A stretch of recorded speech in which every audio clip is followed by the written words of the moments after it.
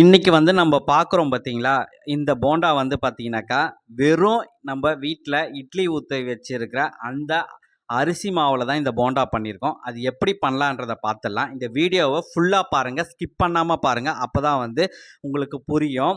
ரொம்ப ஈஸி. இது 5 நிமிஷத்துல பண்ணிடலாம் இது.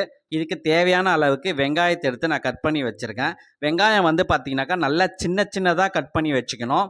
இது கூட வந்து நம்ம வீட்ல இட்லிக்கு ஊத்துற அரிசி மாவு 3 கரண்டி தான் எடுத்து எடுத்து நான் போடுறேன். ஏன்னா வந்து நான் வந்து போட போறது 4 போண்டா தான் போட போறேன். அதனால 3 கரண்டி எடுத்திருக்கேன். இது கூட வந்து இப்போ 3 கரண்டிக்கு 1 கரண்டி அரிசி மாவு அத வந்து சேர்க்கிறேன். அப்பதான் வந்து இந்த மொறுமொறுப்பு தன்மை வரும். சேர்த்துக்கலாம். இப்போ வந்து 6 கரண்டி போட்டிங்கனாக்கா 2 கரண்டி தான் அரிசி மாவு போடணும். அதுக்கு மேலே போடக்கூடாது. அப்போ தான் அளவு கரெக்டாக இருக்கும். அப்போ தான் வந்து அந்த மொறுமொறுப்பு தன்மை வந்து கரெக்டாக இருக்கும். இது கூட நம்ம வந்து இப்போ அந்த சின்ன சின்னதாக நறுக்கி வச்சிருக்க வெங்காயத்தை வந்து சேர்த்துக்கலாம். வெங்காயம் வந்து ரொம்ப அதிகமாக போடக்கூடாது. தேவை இருக்கிற அளவுக்கு தான் அந்த அந்த குவான்டிட்டிக்கு ஏற்ற அளவுக்கு தான் நம்ம வெங்காயம் சேர்த்துக்கிறோம். இது கூட காரம் வேணுன்றவங்க பச்சை மிளகாவும் சேர்த்துக்கலாம், பெருங்காயத்தையும் போட்டுக்கலாம். உப்பு வந்து பார்த்தீங்கன்னாக்கா கரெக்டாக போடுங்க. அப்போ தான் வந்து அதிகமாக போயிட்டால் நல்லா இருக்காது. ஆனால் கரெக்டான அளவில் போட்டுக்கலாம். ஒரு கல் கம்மியாக இருந்தால் கூட பிரச்சனை இல்லை. அதனால் வந்து அதிகமாக தான் ஆயிடக்கூடாது. இப்போ இது எல்லாத்தையும் நம்ம வந்து மொத்தமாக போட்டு பிசைஞ்சிக்கலாம். நல்லா வந்து மிக்ஸ் பண்ணிக்கணும். நல்லா மிக்ஸ் பண்ணி பிசையணும். அப்போ தான் வந்து எல்லாம் ஒன்று சேரும். நம்ம போண்டா வந்து பார்த்தீங்கன்னாக்கா நல்லா வரும். தண்ணி கொஞ்சம் கூட விட்டுக்கலாம். இப்போது தண்ணி விட்டு நல்லா கையில் வந்து பார்த்திங்கன்னா ஒட்டாத அளவுக்கு நம்ம வந்து மிக்ஸ் பண்ணணும். அப்போ தான் வந்து நம்ம எண்ணெயில் வந்து கரெக்டாக போட முடியும். இது கூட வந்து நல்லா ஞாபகம் வச்சுக்கோங்க. காரம் வேணுன்றவங்க பச்சை மிளகா சேர்த்துக்கலாம். கொஞ்சம் பெருங்காயம் அந்த ஸ்மெல் பிடிக்கிறவங்க பெருங்காயத்தையும் சேர்த்துக்கலாம். மொத்தமே 3 ஐட்டம் தான் நம்ம வீட்டில் வந்து இட்லி ஊற்றுற அந்த மாவு, வெங்காயம், பச்சை மிளகா, பெருங்காயம். இந்த 4 ஐட்டம் இருந்தாலே அழகான போண்டா. அதை பாருங்கள் எவ்வளோ அழகாக வந்து நான் மிக்ஸ் பண்ணிட்டேன். இப்போ வந்து நம்ம போண்டா போட்டுடலாம். அடுப்பு பற்ற வச்சாச்சு.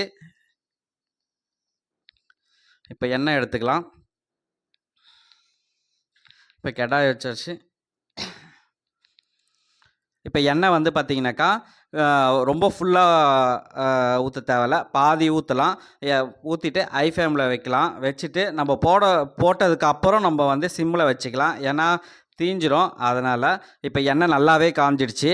நல்லாவே தெரியுது பாருங்கள் நம்மளுக்கு காஞ்சது. இப்போ வந்து நம்ம போண்டா போட்டுடலாம். நம்ம போட போகிறது 4 தான் போட போகிறோம்.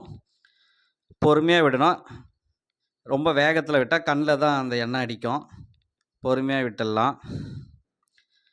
இது கரெக்டாக ஒரு 5 மினிட்ஸில் வந்து இது வெந்துடும். இது நல்லா வந்து ரெட் கலரில் வரணும்.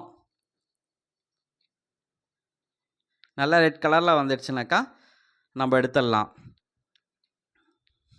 கையில் ஒட்டாத அளவுக்கு நம்ம வந்து அந்த தண்ணி ஊற்றி நம்ம பிசைஞ்சிக்கணும். அதுதான் முக்கியம். இப்போவும் சொல்கிறேன் பாருங்கள், மொத்தமே 4 ஐட்டம் தான். நல்லா ஞாபகம் வச்சுக்கோங்க. நம்ம வீட்டில் இருக்கிற அரிசி மாவு, காரத்துக்கு பச்சை மிளகா, வெங்காயம், பெருங்காயம், அவ்வளோதான். இது 4 இருந்தாலே ஈவினிங் டீயோட வச்சு சாப்பிட்லாம். இந்த பாருங்கள் வெந்துட்டுருக்கு. இந்த வந்துடுச்சு பாருங்கள். இந்தமாரி கலர் வரணும். இந்த கலர் வந்துடுச்சுன்னா நம்ம எடுத்துக்கலாம். அப்போ தான் வந்து அந்த மொறுமொறுப்பு தன்மை இருக்கும். சாப்பிட நல்லாயிருக்கும். எல்லோரும் ரொம்ப விரும்பி சாப்பிடுவாங்க. பசங்களாம் ரொம்ப விரும்பி சாப்பிடுவாங்க இது நீங்களும் ட்ரை பண்ணி பாருங்கள். வீடியோ பாருங்கள் ஃபுல்லாகவே. ரொம்ப ஈஸி தான். 5 மினிட்ஸில் பண்ணிடலாம். நல்லா வந்திருக்கு. அவ்வளோதாங்க. ரொம்ப சிம்பிளுங்க இது. இதை பாருங்கள் எவ்வளோ சூப்பராக வந்திருக்கு பாருங்கள். நம்ம கடையில் வாங்கி சாப்பிட்றத வீட்டிலே பண்ணிடலாம். 5 நிமிஷத்தில் நம்ம வீட்டில் தான் எப்போயுமே நம்ம இட்லி மாவு வீட்டில் இருக்கோம். அதை வச்சே நம்ம பண்ணிடலாம். நீங்களும் ட்ரை பண்ணி பாருங்கள். நம்ம நெக்ஸ்ட் ரெசிபியில் பார்க்கலாம். ஓகே, தேங்க்யூ, பாய்.